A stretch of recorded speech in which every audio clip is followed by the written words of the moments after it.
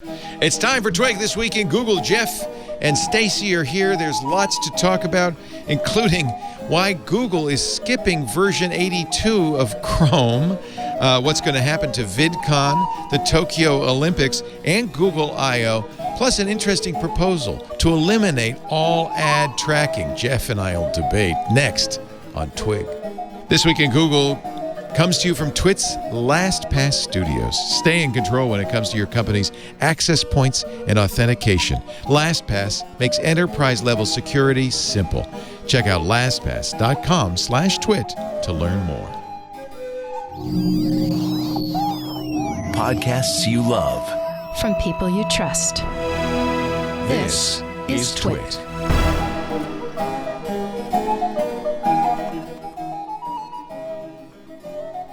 This is Twig, This Week in Google, episode 552, recorded Wednesday, March 25th, 2020. Graduate Nerdalism. This episode of This Week in Google is brought to you by Worldwide Technology. Worldwide Technology's Advanced Technology Center is like no other testing and research lab, with more than $500 million of equipment, including solutions from key partners like NVIDIA. And it's virtual, so you can access it 24/7. To learn more and get insights into all the Advanced Technology Center offers, go to wwt.com/twit. And by Mint Mobile. Mint Mobile provides the same premium network coverage you're used to, but at a fraction of the cost because everything is online. Mint Mobile makes it easy to cut your wireless bill down to just $15 a month with their 3-month introductory plan. And you can get the plan shipped to your door free at mintmobile.com/twig. It's time for Twig This Week at Google, the show where we Googleize, Googlefy. We talk about really pretty much anything having to do with the modern internet world, media, Facebook, Twitter, Google, of course. You don't have to tell me twice. We can talk about anything you want. Just name it. Did you hear that? Yeah, what was that? It's a Ray telling me, you don't have to tell me twice. We could talk about anything you want. That sounds sassy. It's the first time anybody's responded to the show open like that. Most of the time they say, well, you should talk more about Google. But even Google doesn't care nowadays. Let me turn off Issa Rae. And I missed John Legend. That was nice. But now I've got Issa Rae in my phone. That is Jeff Jarvis, professor of journalism at the City University of New York at the Town Heights School. It's great to have you. Stacey Higginbotham on the left. She is, of course, the host of Stacey on IoT, the IoT podcast with Kevin Toffel, StaceyOnIoT.com for her newsletter. And the three of us make up the show. Ant is because I don't want to stress out the team, so we're going to just do the three of us for the time being. We can bring Ant back once everything settles in. And if you watch the show, and I know very few of you do, most of you listen, but you'll notice it's a little bit of a different setup. We're changing how we record our show. I feel like I got to talk about Microsoft. I know. This is the Windows Weekly setup. I'm sorry. Yeah. I'm like, I mean, I loved hanging out with Mary Jo Foley, so I'm willing to do it again. Yeah, isn't she great?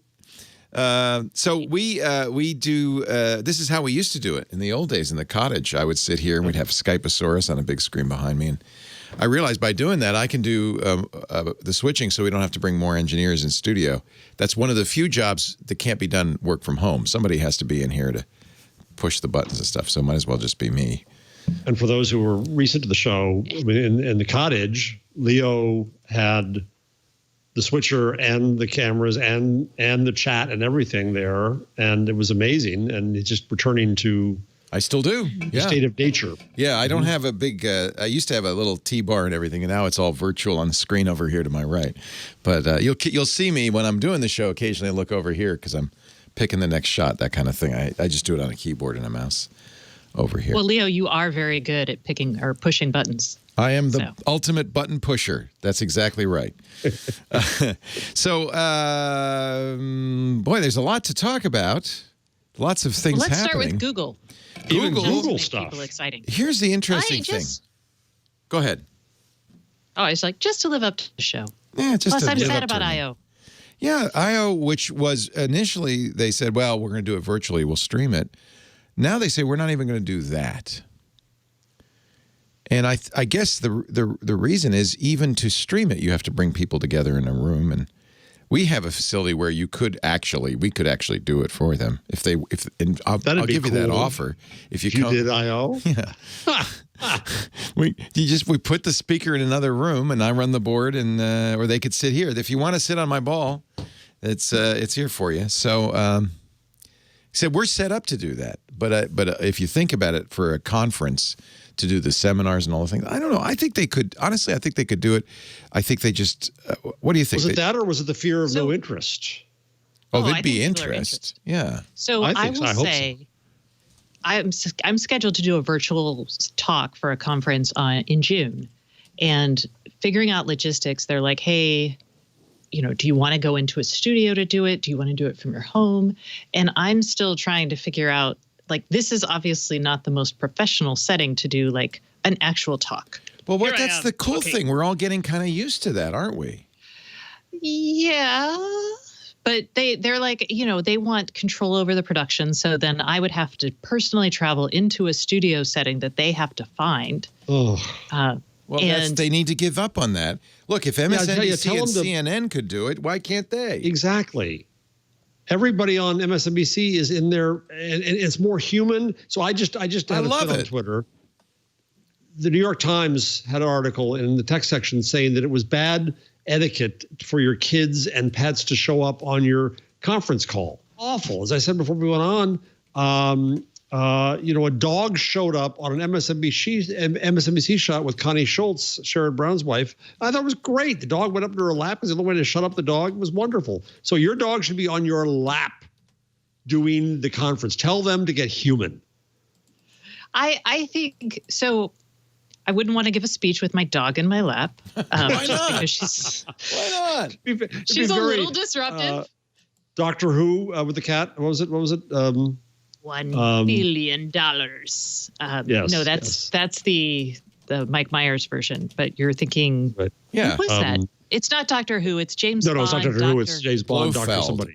Ernst Stavros Blofeld. Yes. Yeah, I can see you doing a Blofeld thing with the dog. I would like that, Stacey. Oh, my dog would bite my hand off after a certain point. She doesn't like that. He's like, I do not want to be on your lap. It's unstable. It is interesting, though, to see mainstream media, which has always been kind of inauthentic and uncomfortable with authenticity, have to deal with this. And this is why podcasting, why shows like this succeeded initially, is because suddenly it was people who let their hair down and that you could see them in their normal environment. I just did a segment for Good Morning America where Becky Worley, my old friend, asked me, okay, what's your advice? I said, well, make your bed. You don't have to dress up the set or anything like that. You don't have to use a green screen, but make your bed, brush your hair. But that's the beauty of this. It's authentic. Yeah. Plus, I get to see what people's homes look like, which I love. I'm a voyeur. Michael Beschloss, the presidential historian, has the best, I think must be his home, taste in office. Of course Beautiful he does. light wood. Oh, it's wonderful. He does. I was very impressed by Anderson Cooper's house. Of course, he has excellent taste and the money to... He's a Vanderbilt. Yeah, so it's no surprise at all that his house was gorgeous. He was, I think, in his library or something. I think this is... I think this is maybe the secret blessing of all this. So, Stacey, you're not really going to follow their orders and go into a place, are you? You're just going to hold tight. Tell them they're being irresponsible. They're paying her. She's got to do what they say. They are paying me. I mean, and I think they're trying to figure this out. And June is far off. We'll just see. I mean, I do want to give a compelling presentation.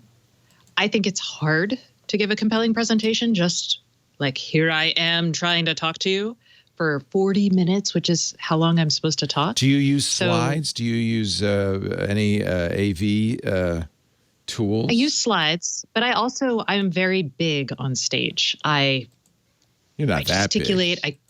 I talk to the audience. I really try to make I'm a speaker who likes to connect with the audience. Yeah. So you do it stand up. You have we could help.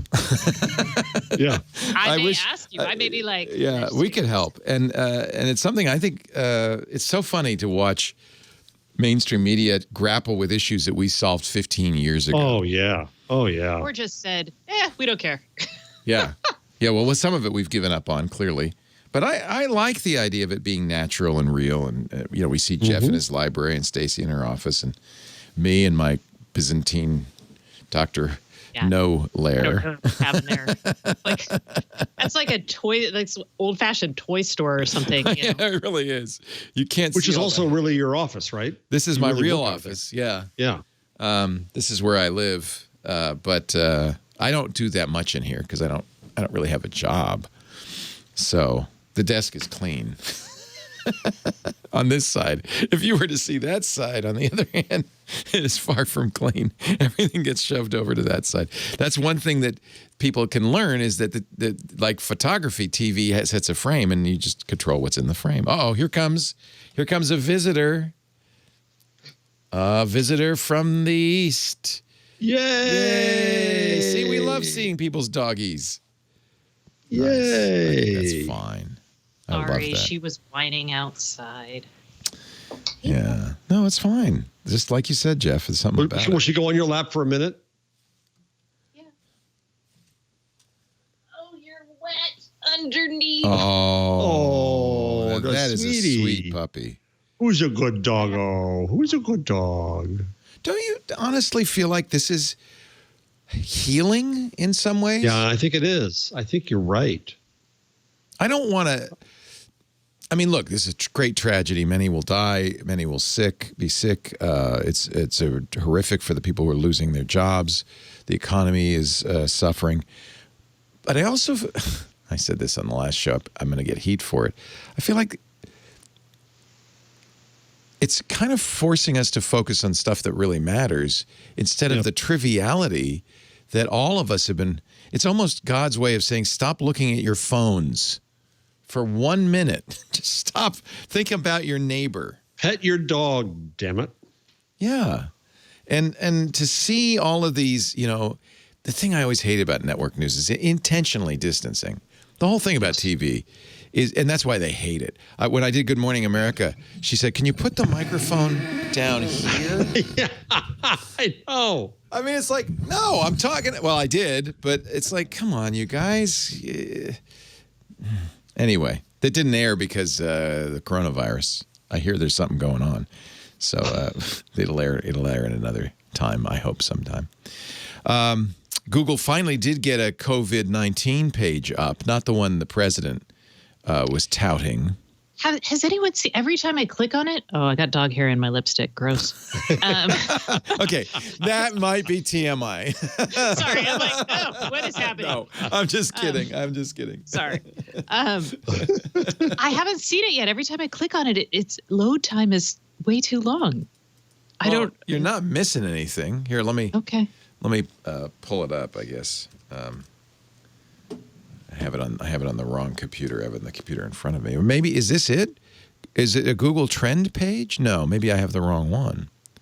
It's when I go to my news section. Yeah. Coronavirus, COVID-19, get the latest information. And it's just, I click that button and it's just happens. Loading. Well, that's one thing that is happening everywhere. We were talking about this earlier today. Microsoft Azure in Europe is struggling.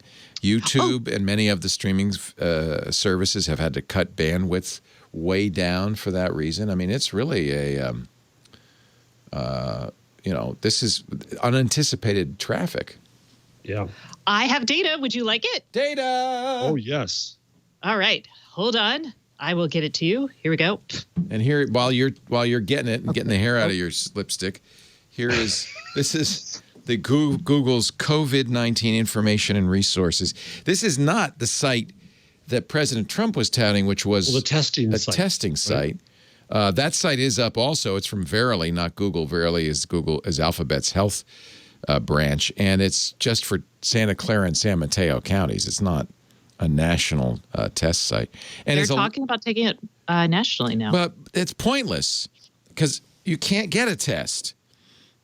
And you probably shouldn't get a test unless you are in a hospital Until the dying. day when we can all get tests. Right. Test, isolate, track. That is the only strategy that's going to work. Test, isolate, track. Right now, we're only isolating because that's all we have. We didn't invest in the tests. We don't have the mechanisms to track. Germany. The pharyngeal swabs are made in Lombardy, Italy. The masks are made in Wuhan, China. It's not just the tests. It's the protective gear you have to use to give the tests. Of course, if in a perfect world, everyone would have a test, you could isolate it, you could contain it. But we're way beyond that point at this point. At this point, I asked my doctor early on, can I get a test? He said, what are you talking? Are you crazy? Basically said, what are you crazy? No, we don't have any tests. If you're Iceland, then ideally, we would test absolutely everyone. And then you isolate and track, of course, the people who have it, and that's the only way to really contain this. And this is going to go in waves. Eventually, when we come back out again, people are going to get it again. Eventually, I hope we do have that capability, but it's more than just having the tests available. And for Google or anybody to put up a site saying, "Well, here's how you get a test," is silly because you can't. I'm going to be a devil's advocate. I would actually like a test so I know if I'm one of the people who've had it and can then hopefully go back out without infecting people. Yes, of course. Then you want a serum test, Stacey. So that's a different test. I know I want a serum test, but absent a serum test, I would love enough tests that people could get tested on the regular. Of course you would, but just there's not when enough. But right now, because there's such limitations on the stuff, the tests are being given most appropriately to people who are sick. Yes. and that's I don't know when that's going to change it. So making a site, it would be foolish to make a site that says, well, you could get a test, but are you sick? Maybe a site that helps you diagnose if you're ill or not. And there's quite a few. In fact, this Google page has some of that. We were talking earlier, I got one of those smart thermometers they're talking about a lot on the news, the Kinsa health thermometer. And it kind of does that. It was originally, in fact, Stacey, you said your school district had that? So I actually talked to the CEO. I did an interview with him back in 2015. He was on my podcast. And they used to give the thermometers, the cheaper version, they have two versions, right, to schools. They did it in Austin with a couple schools. And the idea was when parents took the temperature, they could, in the app, like you're showing, they would see like, oh, there's a lot of strep throat going around. Here's, so you could look at that and say, hey, a lot of other people have a fever. Here's what it might be based on the reports back from other users. So it was like a crowdsource. It was like Wyze for illness. And the guy actually has a great story. He was either Accenture or McKinsey consultant. Oh, that's but he ended up going to Africa, and he was frustrated because he was part of one of the Clinton, I can't remember if it was malaria or not. No, one it of the probably Clinton, maybe Ebola. It was a disease initiative, and he realized that there was absolutely no way to track diseases, and that's actually why he created this, so you could get epidemiological information ahead of time, so you could actually remember when Google came out with their flu data and we were all like, yay, that's useful. And then the next year it turned out that it was not actually as accurate. Right.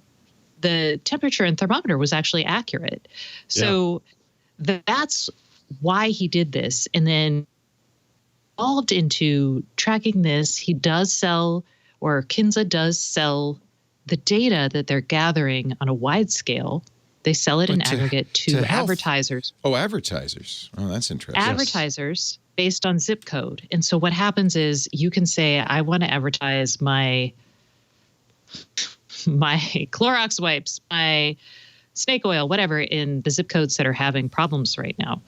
So they do that, but it is anonymized. That seems okay. Is that okay? Oh, absolutely. The New York Times did a story a year and a half ago getting antsy about it. And of course, you know what I said. Right. I did, but let me ask you this. Stop. So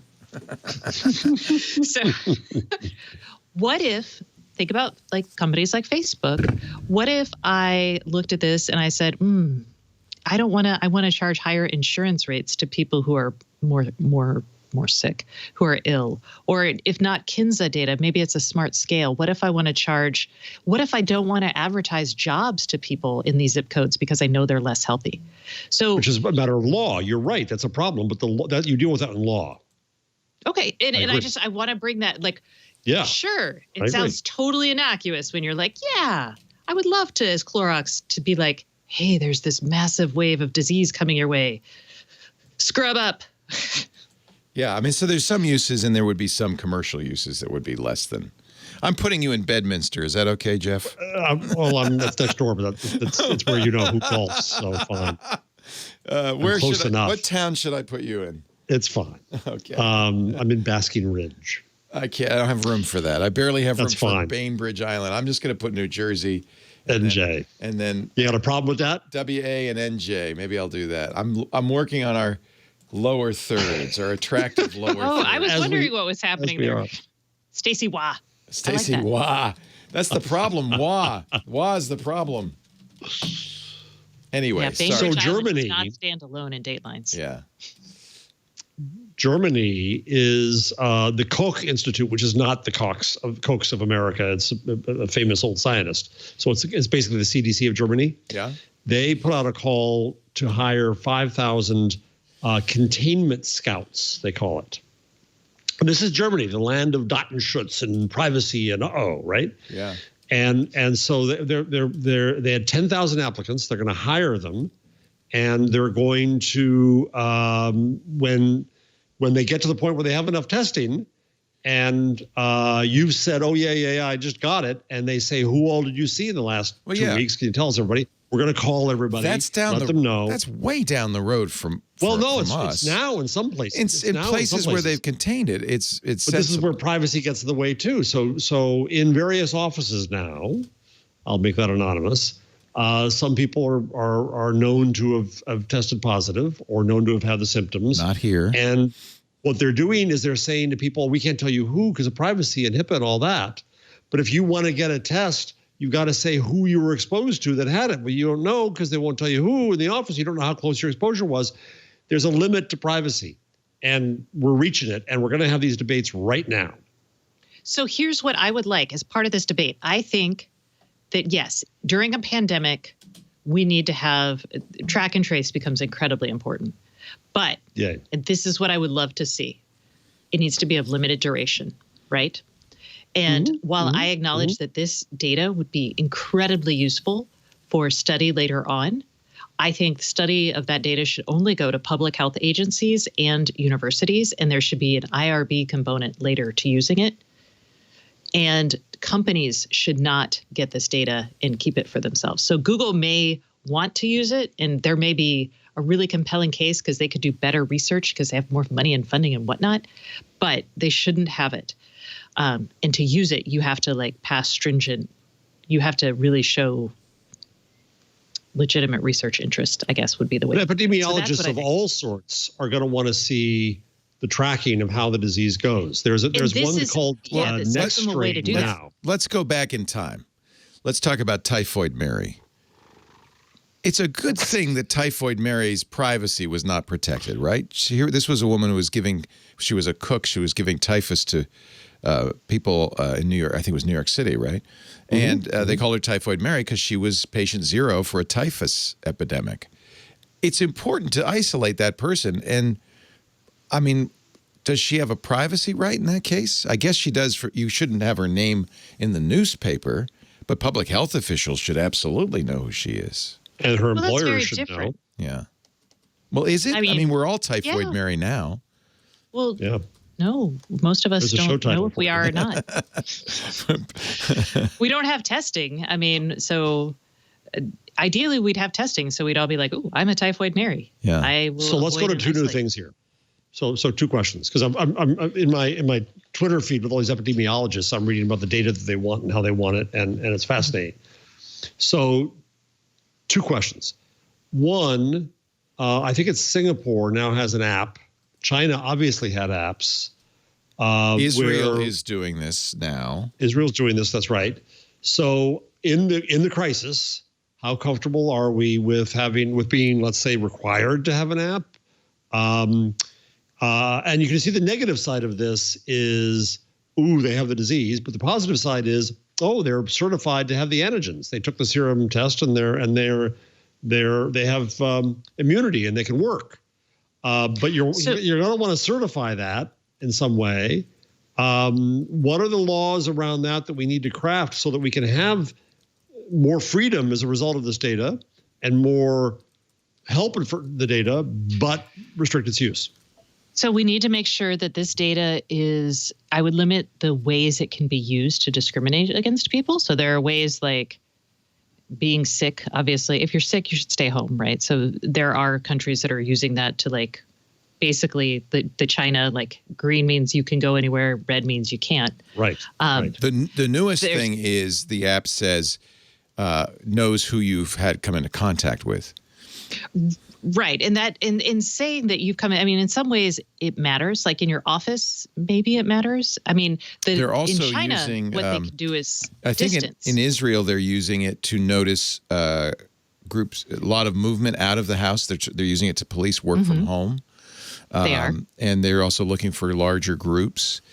You can see the value of this from a public health point of view. Should we? So you this can is do really that. the larger question is: should individual liberties be put on hold during a health crisis? They Right, can that's be the question. temporarily. So I think temporarily, and I'm not talking like sunset after, I'm talking about a very narrowly defined order that gets reauthorized every 30 days.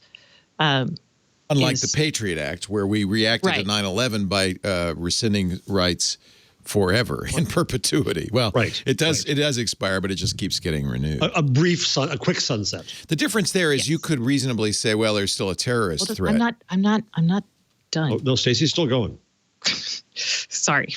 But yes. She's and I writing was the about to address statute that. right before our eyes. Exactly. So you would have to define the steps that would say, hey, this is in effect as long as X percentage of Right. the population is infected, or until vaccines, or until like pick your A, B, and C clauses there. You would also have to say that that data that is collected through these apps goes into a lockbox that can only be accessed by people with a legitimate research interest. And under Because certain terms of handling. right, and secure handling. And that's what I would say. And if you don't meet those I could needs, agree.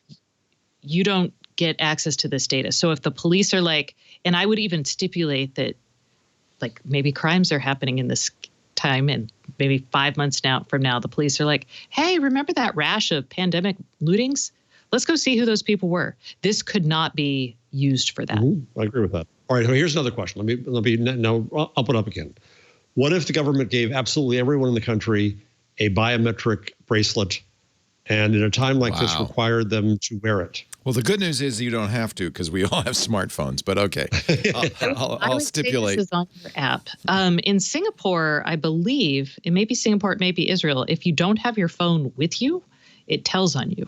So I think you could probably put it on your phone and have it tattle on your behalf. Well, but biometric, it would also check your temperature I'm wearing or your O2 level. this is the Right. Aura ring. This was a sponsor for a long time.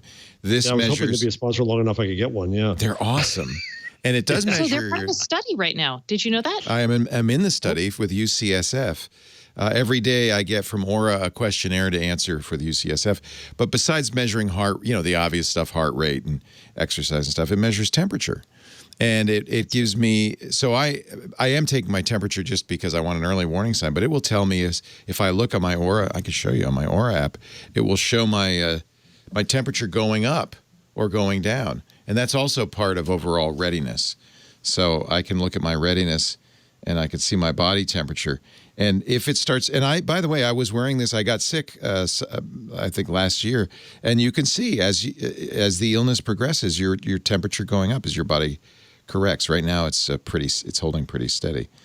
So this shows not your absolute temperature, but the change in body temperature day by day, which is I think very I interesting. see. Oh, yeah, interesting. yeah. So this is a whole. Yeah, I'm now wearing my oximeter every night to sleep. Really? Is that for the AFib or? Well, no. Well, it's for what do you call it?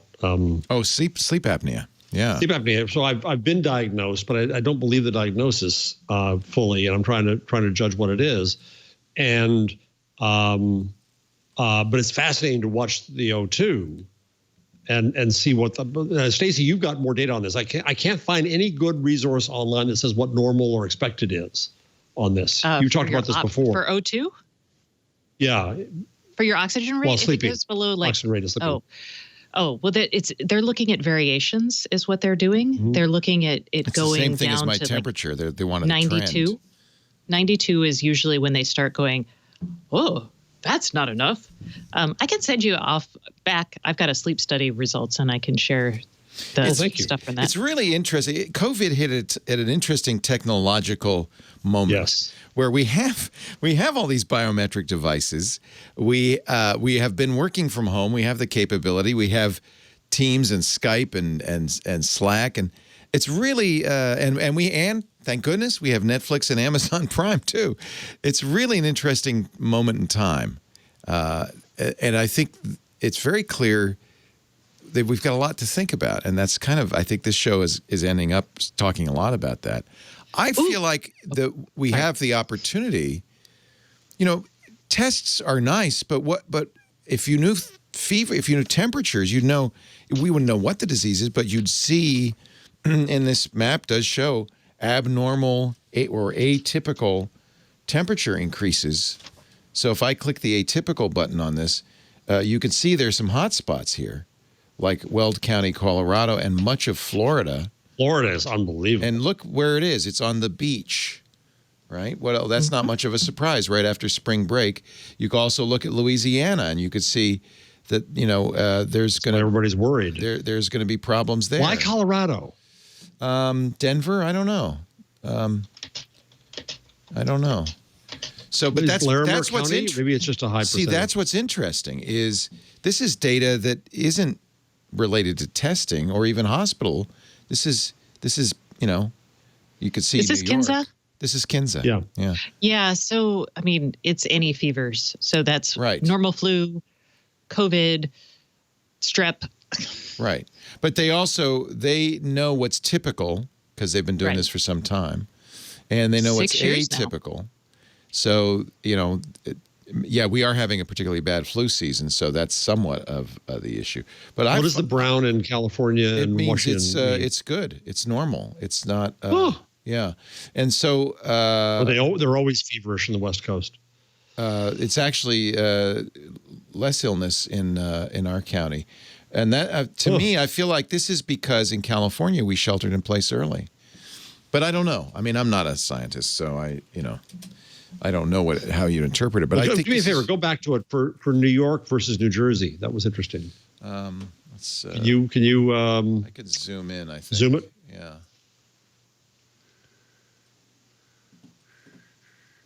And this is where not having a good geography. There's Queens, which is a hot spot, and of course Manhattan. Here's Hudson County, New Jersey, Bergen County. These are all Bergen hot County's spots. been our hot spot. Yeah. And so that's Manhattan. And so you could see Manhattan is... I'm in Somerset County. Can you go west a little bit? Essex. A little west, Morris. more. Now down a little bit. No, right there, Somerset. Yeah, it's so a little bit of a hot spot, yeah. My wife the trend is, though, look at this. The illness trend decreased by 4.43%. So you're high, but it's decreasing. It used to be worse. I think what you're seeing a little bit in this is the shelter-in-place stuff working, right? Oh, yeah. Oh, absolutely. I don't know. I mean, look, I'll leave it to somebody with better brains than me to interpret it. But I think what's interesting is that this exists. It's been around for some years.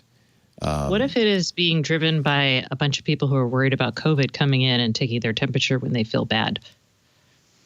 That's fine. Because I'm just saying sick, the comps may be different because... Right. Well, that's why you need to have lots of them. You have to have lots of them, right? And you also need laws that say you can't get fired because your temperature was high. You can't lose your insurance because your temperature was high. We've got to protect people in those ways. Right. Well, the challenge with that is people will continue to find new ways to infer and make insights from this data. So do you write laws that try to get ahead of each one of those actions before or after they start, like doing the database redlining, for lack of a better term? Or do you create guardrails around how the data can be used in the first place? I think, Stacey, you build with principles.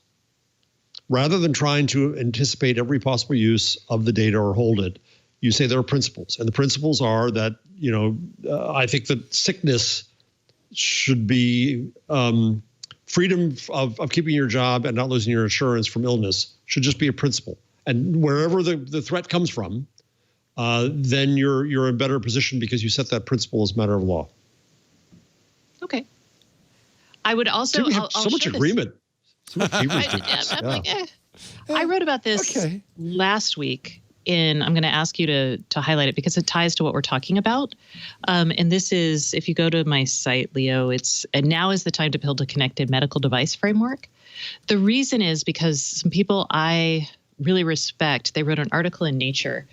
And in that article, they talk about creating a 5-level framework for remote monitoring. There's Kevin writing about Kinsa. Yeah, that's great. I agree with you 100%. I think this is the opportunity right now.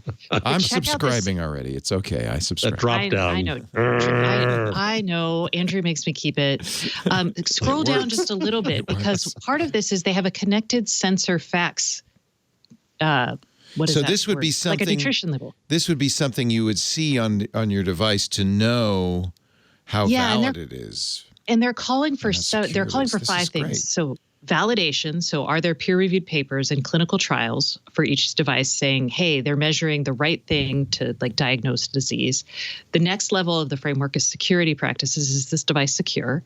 The next is data rights and governance. So who gets your data? Is that clear to people? Blah, blah, blah. The final 2, usability and utility. Oh, this is great. Important for can somebody who's not technically savvy even use this, right? Does your doctor need to be doing, support calls? And then price, price is really fun because depending on who pays for it, the value really can go either way, right? So you might have insurance companies' interests ahead of a consumer's interest in this case. But the point is, show people exactly what this looks like. So you got this from an article in Nature. Is this being proposed?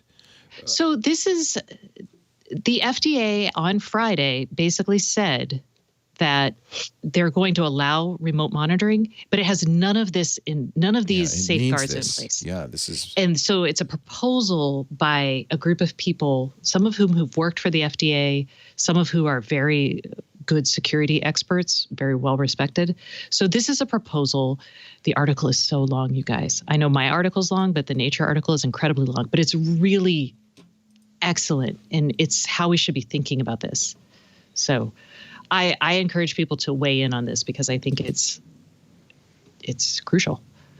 Oh, there it is. Ta-da! Yeah, I would really love to see this. In fact, this makes so much sense. I feel like it's never going to happen, but it's just so obvious, right? It's such a great idea.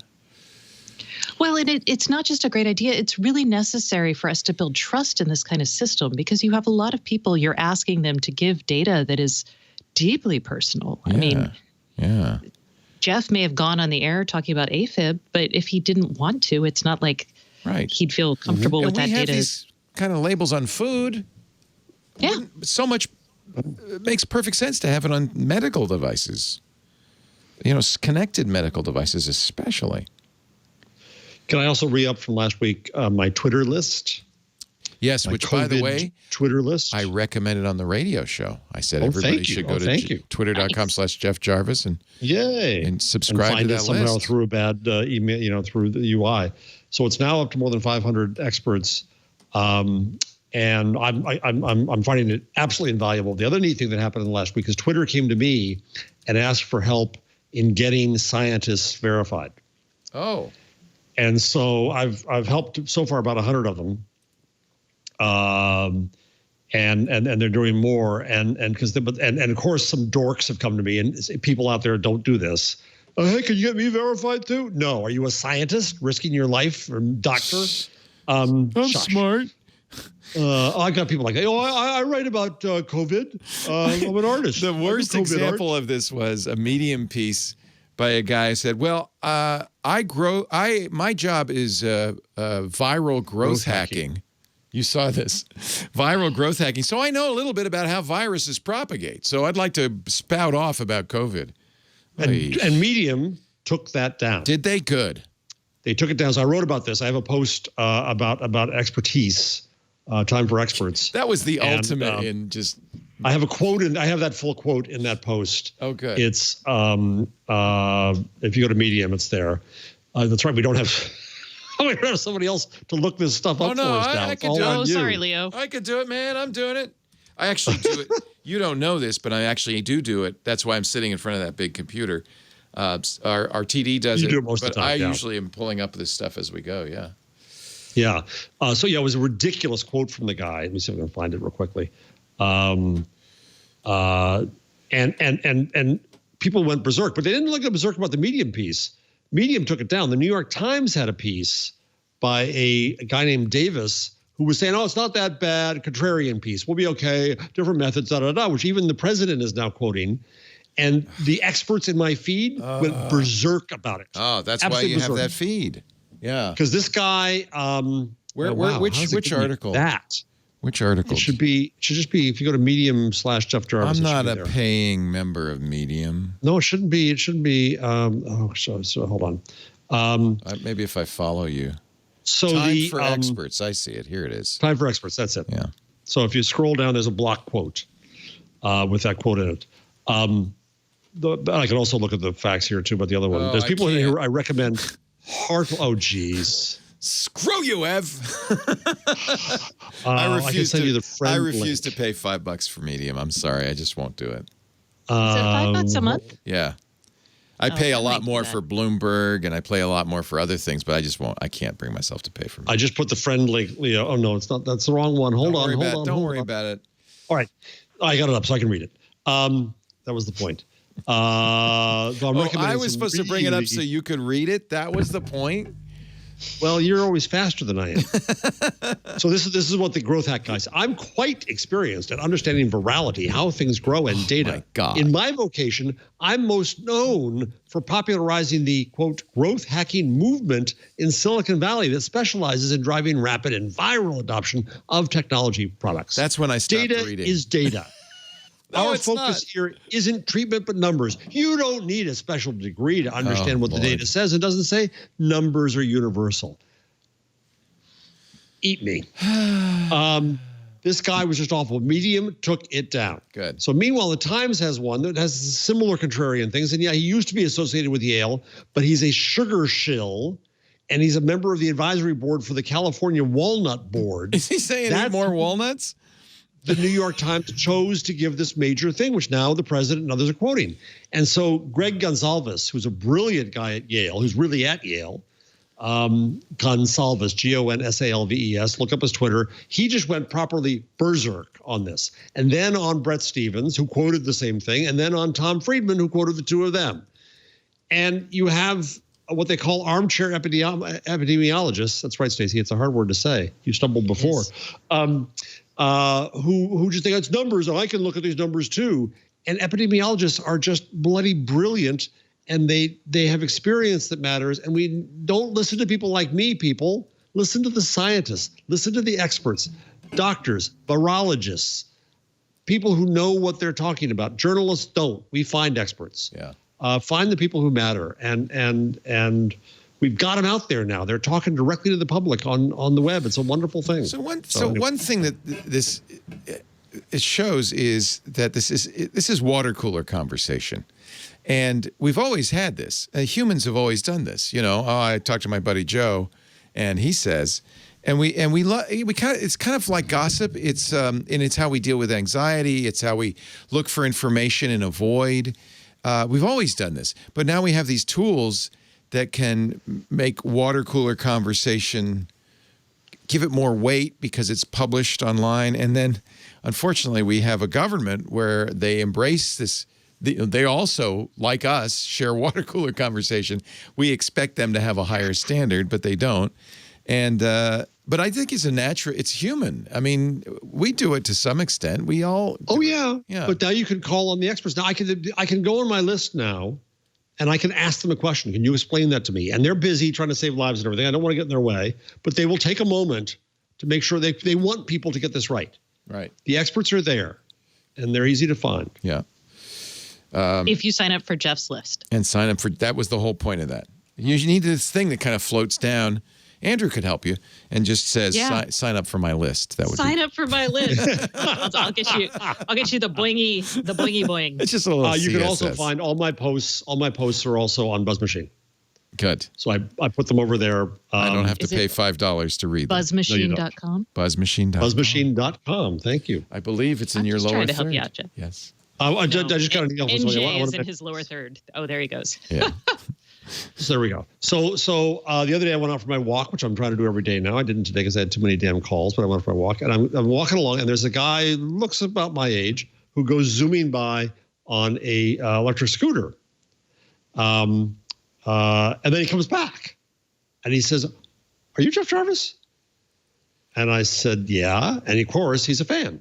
Nice. Of you, Leo, Nice. of the shows. Thank you. So George, who works at Audible, came back by. We had a nice little chat, 6 feet apart. Oh, that's keeping great. far apart. But it's and he's we've lived a half mile from each other for God knows how many years. All the time I've been on the show, and we didn't know it until he came by because we're opened up. So this is what you were saying before. There are things we should take advantage of in this weird time. I should also steer you to a guy I've known for years, Vince Racinello, who is a virologist and actually hosts a really good podcast that is very timely right now. This week in Virology, he named it kind of, and maybe it even looks a little bit like the TWiT colors and everything. Well, that's okay. Vincent and I know each What does other. he think he is, Jason? Yeah, yeah. Come on, Vince. No, it's great, and it's a really useful. Wow. So I don't know how well known this is. I think a lot of TWiT fans know about it because it kind of ran in parallel to TWiT for a long time. But if that's all they're talking about, I'm actually, and I bet you, Stacey, you are too, fascinated now by viruses. The viruses are very interesting little beasties, aren't they? They are. Yeah. That's one of the reasons why I wanted to be a genetic engineer. I love never knew the way that. organisms. Oh yeah. Oh man. Biology was my first love. There is a great video which Steve Gibson recommended. It must be German because it's a YouTube video that translates to nutshell. And I highly recommend it on the coronavirus and its mechanism, and it's pretty easy to understand. Let me pull it up for you. I have it on my. I have. Vince Racinello. Yeah, I already had him on my Vincent? list. Yeah, He's there. He's there. He's very good on the list. Yes. I have a whole page. This is my COVID-19 pages, including our temperatures, my journal of the plague year, links and so forth. But here's this video. Whoa. Yeah. I think you would like this. It's I'll check it out. Yeah. Yeah, I think it's German. Here, let me go to the YouTube page because I can see his. You would recognize this word, Jeff. It's it's Kurzgesagt. In a nutshell. This may be a former student of mine. This looks like this looks like the style of a former student of mine. No kidding. It's beautifully illustrated. Bacteriophages. Yes. Yeah, and he talks about one of the reasons the coronavirus is so susceptible to soap and water is it has, like I think all viruses, it has a lipid shell, a fat shell, and so that, of course, as you know, that's what soap does, is it breaks down fat. And so, yeah, this is a really cute little video. I think suitable for the whole family because it's so colorful. But it's, as far as I can tell, very accurate scientifically, and it's really well done, I think. You see my favorite hand washing video, the black goo on the gloves. Yeah, isn't that good? Yeah, that's the best. Yeah.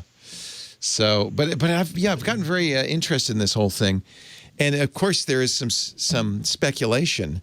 Because what a virus does is it injects its RNA into a host cell and tricks the host cell into transcribing it and making more of the virus, thinking it's reproducing itself.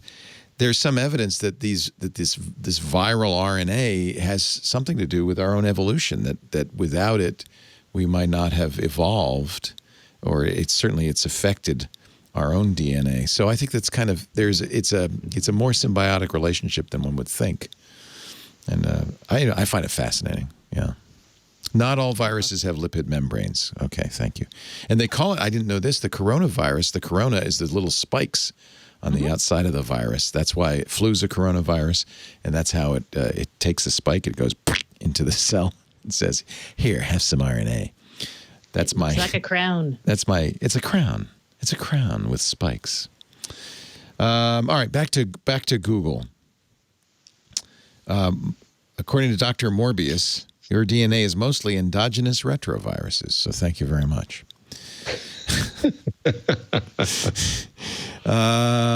Amazon, interesting what Amazon's up to. Actually, this is that larger story, which is, and you know how I like to bring up philosophical topics on this show. Some have said that the tech industry is taking advantage of this. And, of course, we know the DOJ is trying to take advantage of it as well. That this is an opportunity for the tech industry to become even more powerful. I think it was an editorial in the New York Times. Even more powerful. Amazon. It was Ann Applebaum in The Atlantic, I think. The Atlantic. Okay. Yeah, it could be. Atlantic's been doing some really good stuff on this. They are. Yeah. Do you pay for them? I do. And they put all their COVID stuff. I praised them, even though they didn't take my outside the paywall. They put all their COVID stuff outside the paywall, and that made me decide to subscribe to them. Yeah, a lot of people are doing that. I think the Atlantic is spectacular. Yeah, Julia Carey Wong. It's in the Guardian, which also is putting its all its COVID stuff. Well, it doesn't have a paywall. How the coronavirus has created a governance vacuum the tech giant Amazon is quickly filling. It's calling up, I love this lead, it's calling up 100,000 troops, extending grants to small businesses, prioritizing essential goods, and cracking down on profiteers. No, not the U.S. federal government, Amazon. It's doing the things that a government might do. And it's not just Amazon. Walmart's hiring 150,000 new workers. What she says is... it's less and less far-fetched to imagine the everything store becoming the only store. So this is something I've been thinking about, because I don't know about you guys, but with Amazon having delivery issues, I just switched to Target to buy some things that I needed. I'm not getting 2-day shipping, but I am getting my stuff. Let's see. Yeah, Amazon's prioritizing only essentials. So if you want to get, for instance, we couldn't order any cameras for hosts or headsets because they won't come till next month. Yeah, but I ordered something on Target that will get to me on the 30th. So that's 4 or 5 days from now, which feels totally reasonable. Yeah, not so bad, is it? I'm picking different retailers. So for a long time, it's true, my gut response was, oh, I need this. Let's go get it on Amazon. And now I'm like, oh, I need this. Let's go find it on another store. Are you worried that this will just increase the dominance of the tech giants?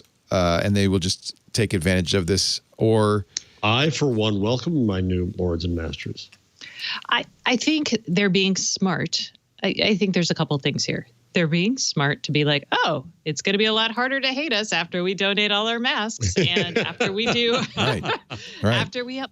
But I do think that they're in a position to help. They're also in a position to profit from this. And I think smart business dictates that you would take these opportunities, as does compassion. And I do think the tech industry likes to consider itself compassionate in ways that I don't think ExxonMobil deludes itself into thinking it is. And they're losing money too. I mean, so there's a story in the rundown that they're going to lose is not the right word, $44 billion in ad revenue. That's just versus the growth they were going to have. So let's be clear, it's not like they're losing money, but they're losing the opportunity cost. They're losing an opportunity. At the same time, Facebook is up, and for all those who think, oh, Facebook, well, look where you need them now, folks. The traffic there is up 50%. Yeah, people want to stay in touch. Just to stay, this is what this is for, up. And they're keeping their nose above water. This is a fine and good thing. But Twitter, but like Stacey, in this respect, I don't use Facebook, but I'm finding many other ways. So it doesn't necessarily create a dominant force. Just like you using Target instead of Amazon, I'm using FaceTime or WhatsApp's a Facebook WhatsApp product. I was like, I'm using WhatsApp, and I'm like, well, that's Facebook. Still Facebook. But no, there are plenty of other options, and I don't use any of the Facebook tools, and I don't feel any less connected. Although, can I tell you, probably a week ago, Andrew and I were hiking, and I was like, dang it, everyone should probably get a portal. And then the BuzzFeed story about F it. Yep. You should get a portal. And the fact that they're sold out. The Facebook video portal. Yes. Yeah. Leo, you could make bank getting rid of your portals. Burke, where's my portal? I have 2 of them. I think I let Burke take them apart, which means they're probably not very good gone. shape. But the idea, like when it came out, I did think the portal had some really interesting hardware. Like using the AI to follow people automatically is really compelling. Yeah, but it makes Google it a lot Duo more now natural. does that, by the way. Right. But So but the I privacy thing made it duo with my unthinkable. daughter because she's on Android. I FaceTime with my mom because she's on an iPhone. I don't feel like I need a portal. You So don't. what about my father, who's 94, who basically doesn't use a computer at all, would never use a smartphone? Give What's him the best way for me to get him? Send him a Echo Google Show. display. Or a Google Display, yeah. Nest Home Hub Max would be fine too. Either one of those. And can I set it up here for Yes. him entirely beforehand? And all he has to do is plug it in? No, because it's got to have a Wi-Fi Oh, it's gotta link. join his He's got to Wi-Fi. put it. Well, on I his can I know his Wi-Fi password. No, it won't do it unless you're on that network. You have to go to be his on house. his Wi-Fi. You I can- can't change my Wi-Fi password to his Wi-Fi password? Yeah, I was going to say. So this Oh, sometimes that's works. clever. Right. I did this actually to get into my Tesla once. It didn't work, but theoretically it could have. Change your SSID on your phone to his home SSID, Right. and then change the password on your phone. password. So use your phone as a And then- hotspot. Set it up Then as you put Right. yeah. his. Oh, And that then would when he work. Right. plugs And it so then in, I could it just should mail work. it to him. And it would just plug Yeah. in, join his network. He'd have to have a Gmail account, so you'll have to set up a Gmail account for him. But then you call him via his Gmail account. Same thing with an Echo Show. The caveat I will give you is do that the last step, because I know that if I have left my Google thing unplugged from a Wi-Fi network for a long time, forgets. and that was like 2 weeks, I think it did want me to reset it up. Oy. But I don't know how long that is. And I'm sorry. And they may not do that again. PS Chops says it goes by MAC address. I don't think you're right, PS Chops, because I routinely change routers. I'm trying different brands of routers. I always give them the same name, which is why my Orbi is now named Plume, because it's always Plume. And even though it's not a physical plume, and it doesn't, everything says, oh yeah, we're on the same Wi-Fi. As long as the SSID and password are the same, I don't think it's looking at MAC address. I know none of my addresses. Tesla did. Your Tesla did, so it didn't work. that way. Okay. So it didn't work. But my all my Echo devices and my Google Home devices will just kindly join the network regardless of what actual device.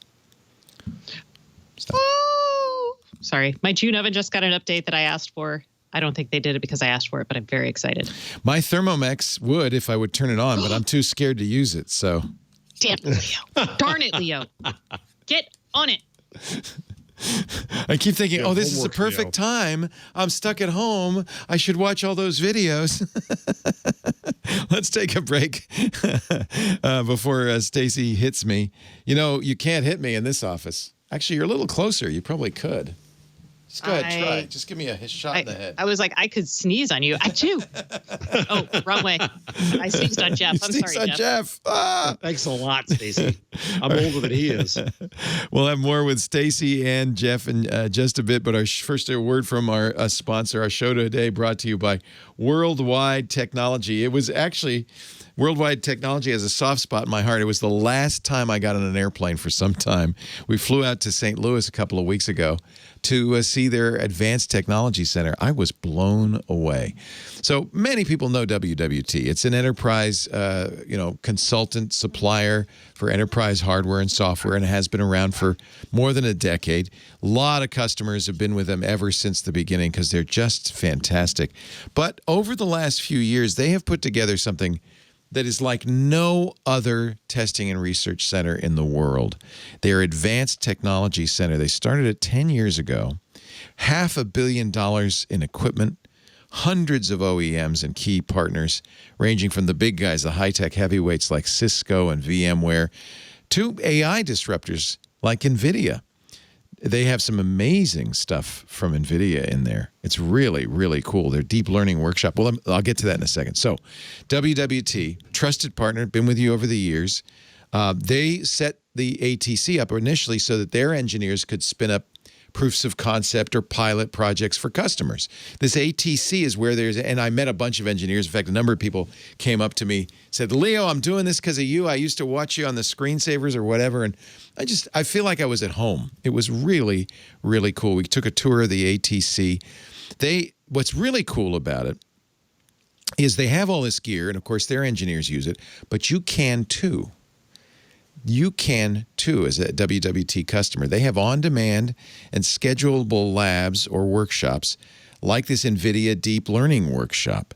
Hundreds of labs, in fact, representing the latest in architectural solutions to accelerate customers on AI and their machine learning journey, a whole lot more. You can learn about these products before you launch.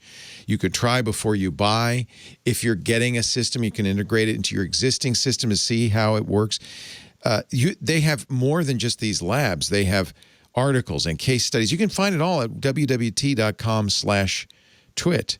All the tools you need to make a difference in today's very fast-paced enterprise world. Lab as a service is something they started this past summer. It's a dedicated lab space within the ATC where you can perform your own programmatic testing on anything in that vast ecosystem, that $500 million ecosystem. And because it's virtual, you don't have to go to St. Louis. Nowadays, that's probably okay. You don't want to get on an airplane. You can do it from where you are, and you can do it any time of the day or night, 24/7. This is where WWT's own engineers are beta testing new solutions based on the latest and greatest NVIDIA technologies, building reference architectures, custom integrations. WWT's new digital platform creates a multiplier effect of knowledge, speed, and agility anytime, anywhere around the world for you, for their customers. All of that's available to you right now, but you gotta, if you're not a customer yet, sign up right now, wwt.com/twit. Create the account. You'll get access to all of that stuff, all the white papers. You can just browse through it and see. It's amazing. WWT simplifies the complex worldwide technology. wwt.com/twit. Really a neat company. wwt.com/twit. WWT delivering business and technology outcomes around the world. Business does not stop during COVID-19. WWT is there for you. wwt.com/twit. And I think they're helping a lot of people right now get their work from home solutions up. They help design apps. They help work with things like Cisco's WebEx to get you set up and get you running. This is when you're glad you got WWT as a partner. wwt.com/twit. We are too, I have to say. I'm really a big fan. Really nice people too. wwt.com/twit. Thank you, WWT. Back to Stacey. Can you set up my father, WWT? Yeah, please? wouldn't that be cool? That would be. Yeah. They get the carpenter build a little box for the Nest Hub Max. I do that with my mom. What I like to do is she likes to be in the kitchen while I'm cooking. So I'll set up I use the Echo Show. She has an Echo Show. And she's like just sitting there. And I can talk to her and I'm stirring this stuff. And it's really fun. Actually, that's who I should do the Thermomix with. She'd be fascinated by that. She introduced me to the Cuisinart 25 years ago. Or you could do it with Stacey. I could do it with Stacey. She would just. That's true. She would say, I'm "Out of my way." to steal it from She'd you. say, "Out of my way. Let me at it." All right, moving right along. Let's see. We kind of drifted. We drifted. Oh, really? We started with I/O and then we went. We drifted. Everywhere. Amazon Prime Video, Netflix, and a lot of others. Oh, I had data for you. Yes, data. But now I've shut the data. So this is like, come to me data. So this is from the Frankfurt. The Frankfurt's Internet Exchange is the largest internet exchange out there. Oh, we were talking about how Microsoft Azure is struggling under the load in Europe. Yeah. Yeah. So since the outbreak of the COVID-19 virus, they have seen a 100% increase in video conferencing traffic. So that is just video conferencing traffic. They are also seeing video conferencing providers take more ports in their exchange, so boosting capacity. Overall, average data traffic has increased by about 10%. People are online more and longer. Cloudflare has reported a 20 to 40% increase in internet traffic. For the U.S., when I talked to Comcast last week, they were doing okay. They were like, we build for peak. Now we're seeing peak for longer times, but it's still okay. I know that I read a story in Wired that quoted Dane Jasper talking about adding capacity, but they were still our guy. Okay. He's the CEO of SonicNet, our internet service provider. Love Dane. So what's happening is a lot of in most ISPs, they have capacity upgrade plans already. So what's happening is usually they anticipate it being, they do it when they hit a certain percentage of capacity, somewhere between 60 and 70% usually. What happens is they're reaching those capacities more frequently and upgrading, but they still, it's not like a scramble. They just implement the plan again. So it's going to cost them more, but it's not like they're running out of internet, if that makes sense. Well, it's so weird to think of it, but of course, like everything, at some point you run out of internet. I mean, at some point they will run out of servers. If you look at the places where we're going to see, where there's theoretical slowdowns, you have the subsea cables. Right now, like X percentage of many subsea cables are dark. Telegeography is a great place to look. So there's a lot of dark fiber out there. In other words, we have room to expand. Yeah. So what you would add is like, what are those things? Wavelength. I cannot think of the name of the equipment that you put at each end of your subsea cable to add more capacity on those actual fibers that are dark. You're literally lighting up that cable. You add capacity by adding servers in the big internet exchanges, for example. You can add servers at your central office, so you can add it kind of locally. So there's still capacity. You'll see, like for residential broadband, you'll see your engineers from your ISPs, if it's cable, what they're going to do is something called splitting the node. That is where they go out to your premise and they'll basically cut in half the number of households that are served by each node. No, that's good. They have enough bandwidth, though, right? All right. Yeah. I see. Okay. So what they're doing is, I know. Sorry, cut my bandwidth in half. What? Yeah, jeez. They cut the number of houses on your node in half. Half as many people are using the same capacity in that case. That's what they split the node. That's how they do it. Oh, that's interesting. And then they bring in more to the head end for the other half. Well, they bring another piece of equipment out. Right. To serve those other homes. Interesting. So there's these big cabinets, and I'm sure you've seen them around your neighborhoods. And the telecom cabinets or the cable cabinets. Cable cabinets are usually those boxes that are stuck in the ground. And so that's where this splitting the node in the cable case is taking place. And in the telecom cabinets, is it your D-SLAM? Your D-SLAM. Sorry. I believe it is your D-SLAM. I was like, it's been a long time. That sounds like that hurts too. I love the D-SLAM. It's all about the D-SLAM. Yeah, so that's where they're basically adding capacity. They usually slot in new cards and then they hook them up. I don't want to get into because depending on your network architecture, it's a little bit different. And I'm not a super expert. I'm obviously not somebody out there at the cabinet, although I do bug them when I see them. I'm like, can I look inside and see? What are you doing right there? Huh? What's that? What you doing? I do that too. It's so funny when the cable guy hates me. I do exactly. Some lady bugging us. What do you want? For a while, Time Warner actually knew who I was, and they would either decide to talk or not talk to me depending on how they felt. Oh, that's hysterical. Oops, I didn't mean to press that button. I turned you blue. Oh, like a Smurf? I turned you blue. I didn't. Yeah, you want to be blue again? I'm sure. Oh, not that blue. Not that Smurfy. So one thing I don't understand about this is that I turned you all blue. Wait a minute. You've wanted to do this for ages. I'm clicking things. Just don't mind me. Don't mind me. Little knowledge, dangerous thing. Yes. But we all use the internet like crazy at work. Isn't there a concomitant decrease in use? And companies make all kinds of huge use. I don't understand why there's problems throughout Europe.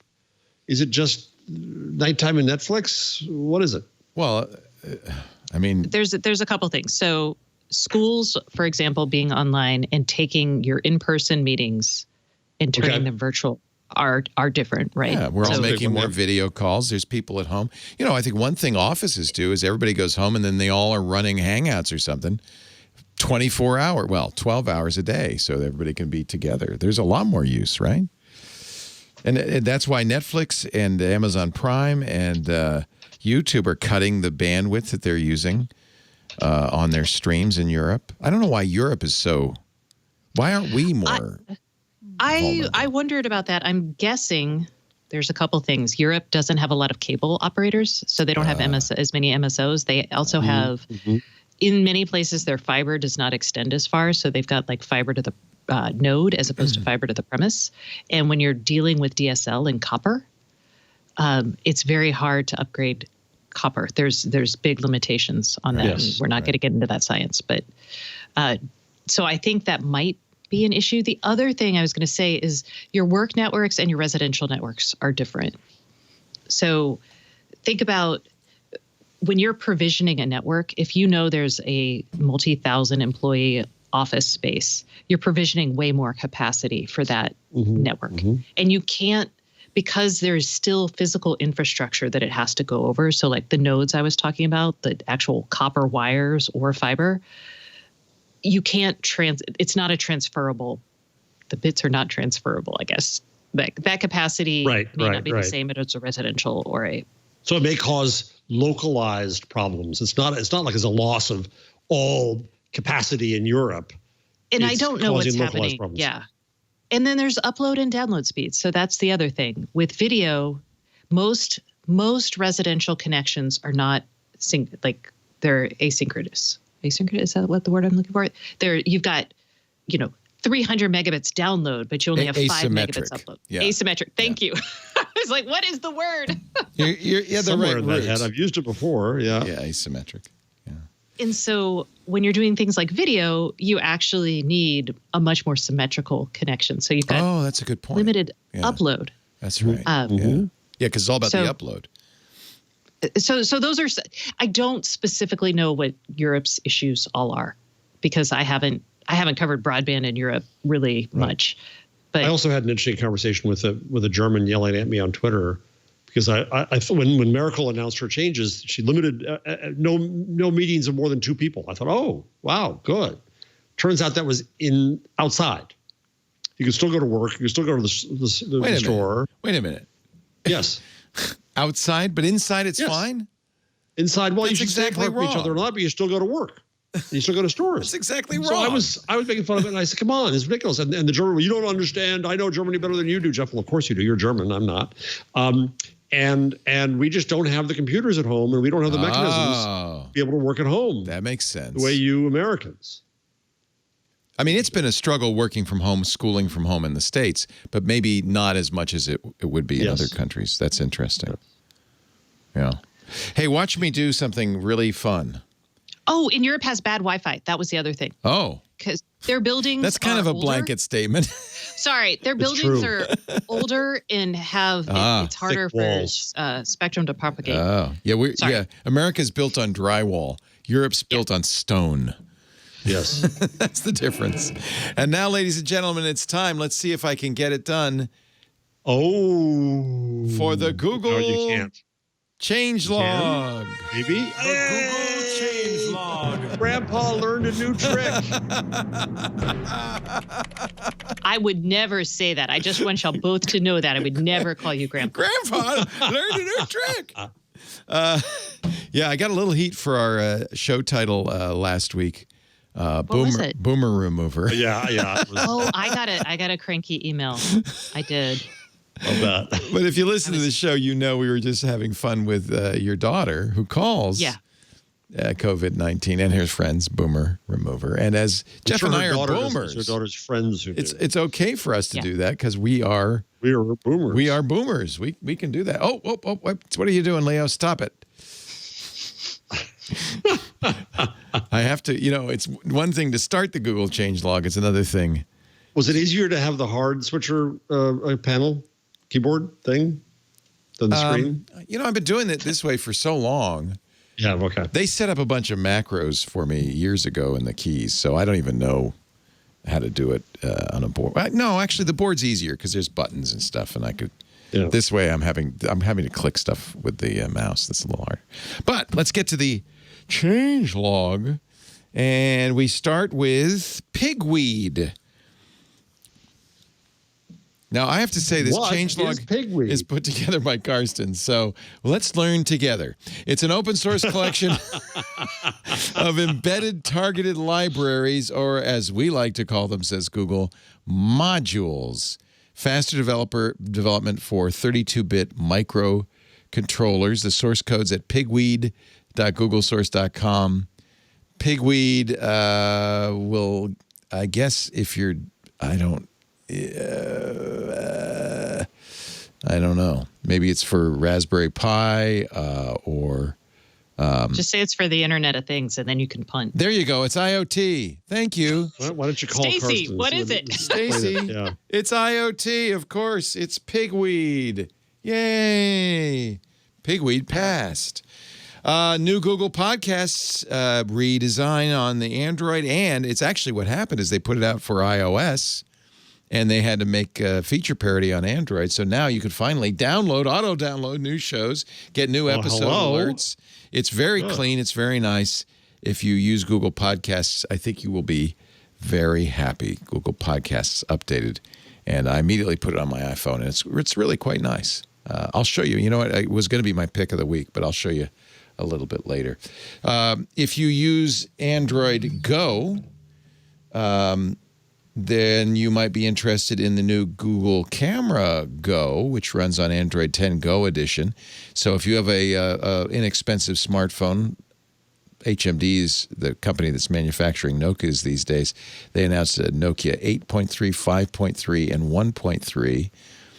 The 8.3 and 5.3 are regular Android 10, but 1.3 is running Go edition, and they have updated the Go camera. The whole point of Go is it's designed for less expensive handsets that may not have as much oomph. For instance, the Nokia 1.3 is running the Snapdragon 215, and but you can still do things like portrait mode, which is pretty cool. So if you have an Android Go device, take a look at the new Android Go camera. Google is removing Cody from search results. That's a feature takeaway. Cody and VLC both removed from Google search following a copyright complaint from a Turkish pay TV service, Digiturk. They used a DMC takedown and removed URLs from Google search distributing sports content. The download page for Cody, which is an open source media player, yes, admittedly, is sometimes used for pirated content, but not always. Searching for Cody in Google will still show the links to the official site, but it actually blocks the download. That's weird that a Turkish company could do that worldwide. That's a little disappointing, Google. VLC was on the list. Google flagged those URLs as incorrect, and so they are still in the search results. It's not clear if this Turkish company targeted them intentionally, because in the past the group has accidentally included one of its own URLs in the takedown. In fact, they've done that twice. Okay. Cody should be back. VLC is back. Cody should be back. Google Photos has added text selection prompts on mobile and upload origin information on the web. What the hell does that mean? I don't know. So you can now... Oh, this is actually good. So in the past, a lot of these text on these screens you couldn't select them. But now you can, which means you can have Lens. You can use Google Lens to search it. That's good. So that's actually a huge deal. Copy text from image will appear when Google detects relevant content. So there it is. You can see in this image on the left. You press copy text from image. It'll copy it and let you do a Lens search in it. So essentially giving Lens access to more content. That's a minor update in photos, but still a good one. Another COVID delay. Chrome and Chrome OS, I mentioned this earlier, are going to skip version 82. No. Skip or delay? There will not be a version 82. They're going to go right to 83, I guess. They're going to abandon. That makes no sense. Well, yeah. Or they're 82. They're going to call it X, except whatever the Roman numeral is for 83. So there was a canary version of 82 that won't be a LXXXII. I like it. So here's what Google's going to do. We will abandon current M82 branches, which are in dev, remove infra support, and stop testing merges to the branches. We'll not push any new M82 releases to dev. We will stop stabilization for beta. We will move dev channel to M83 ASAP. We will keep beta channel on M81. Skip M82. When M83 is ready to be promoted, that's what you'll get on beta, and then eventually that'll make its way to release. I guess this is because of COVID. Yeah, that's what they said originally. Was they were going to do this because of COVID. Yeah, because I think people not being in the office and security and stuff is what they said at the time. Yeah, so bug fixes, security fixes, other updates to Chrome and Chrome OS are going to be delayed. And in fact, don't look for 82. It'll go right to 83. I don't know if this is a good thing or a bad thing, but it is in the changelog. Google's AI helps robots navigate around humans in offices. You'd prefer to them to run over the humans? Well, I think it's a small step from running around humans to pausing in front of humans and shooting them dead. But I'm just maybe I'm a little paranoid. Yes, you are. Maybe I'm just a little paranoid.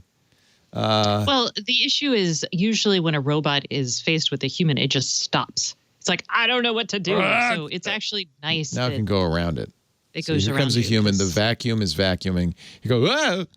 Whoa. Does your iRobot stop when it sees you? No, it goes around you. It goes around obstacles. Well, no, my iRobot's old. It hits me and then it goes around me. It bounces off of me, basically. It's like, oh, that's a wall. We set our iRobot, our Roomba robotic vacuum cleaner to work in the middle of the night, which, as it turned out, was a bad idea. It would go off at 2 a.m. And then it would invariably, it just turned out there was one sideboard that was just high enough for it to get the lip under. So the camera got under it, but the rest of it couldn't. And so it would go boom, boom, boom, boom. And I would wake up every night. The first time it happened, it scared me hearing boom, boom, boom. So God, I was, what the hell is somebody trying to get in? And then I'd find the little Roomba trying to jam itself under the. So hard. It's trying so hard. So I picked up the little Roomba. I said, no, little Roomba. Put it back on its charger and turned it off. Next night, aka 2 a.m. Boom, boom, boom. I told you this story. So after that happened a few nights, I put it away, but instead of putting it back on its charger, I put it right under Lisa's tire, her left wheel, hoping that when she backed out in the morning, she would put the little Roomba out of its misery. She found it and put it back, but it's eventually been relegated to the garage. So maybe now that the Roomba can steer around humans and etagères, we can bring him back into the house. He's been housebroken. You saw, by the way, a little video there. That's actually part of our news. Google's extending contracts for temps by 60 days, which is really great. I think the temptation for a lot of companies is just, you're a temp, we'll let you go. But Google's going to do the right thing, and they have the money to do it. I think a lot of companies don't, but Google has the money to say, yeah, we'll pay you even though you're not going to be. In the UK, their unemployment deal, aborting, is to pay freelancers what they were earning. For 80% of. I mean, put yourself in the sandwich shop down the street. They're closed. There's no revenue coming in. They can't say, well, we'll still pay you guys for the next 2 months. Oh. So, and as a small business owner, it's tough. Google can do it, and Google should do it, and so should any other company that has the resources, obviously. Google unveils Android Performance Tuner, Android GPU Inspector, and Cloud File Store. This is going to be a series of game things. These were things announced around the Game Developers Summit. Google had a Google for Games Developer Summit. I presume streamed. These were announcements that were going to be for GDC. That's been postponed to August. So I don't, if that means something to you, good, happy. Google opens Stadia Makers program for indie game developers. It's about time. I think that's a really good thing. So if you're an indie game developer and you want to be on Google's streaming Stadia platform, here's the opportunity to do that. You have to be developing in Unity 2019.3. So there's a little limitation. Not just any game. Google Play GPU driver updates in development for the Pixel 4, S10, and Note 10. I would speculate that has something to do with Stadia and the announced Android GPU inspector. Google unveils game servers in beta for hosting global multiplayer games. Now, this is something Google could do really well because they have global network centers. Right now, when you play a game, you pretty much choose a server near you. But these servers are designed to take the work out of hosting massive multiplayer games like Fortnite or Call of Duty and to do it globally, which is pretty cool. I think it brings the world together when you can shoot somebody from another country. Google's travel search, thank you for laughing, Jeff, highlights travel advisories and airline cancellation policies. This was a problem for my son. He was trying to find a way home from Bali. Oh, that's right. He was half of the way around the world. And he was typing in, and it didn't in any way tell him, well, you could book this flight, but you won't be able to get off. For instance, he found a flight that flew through Taipei.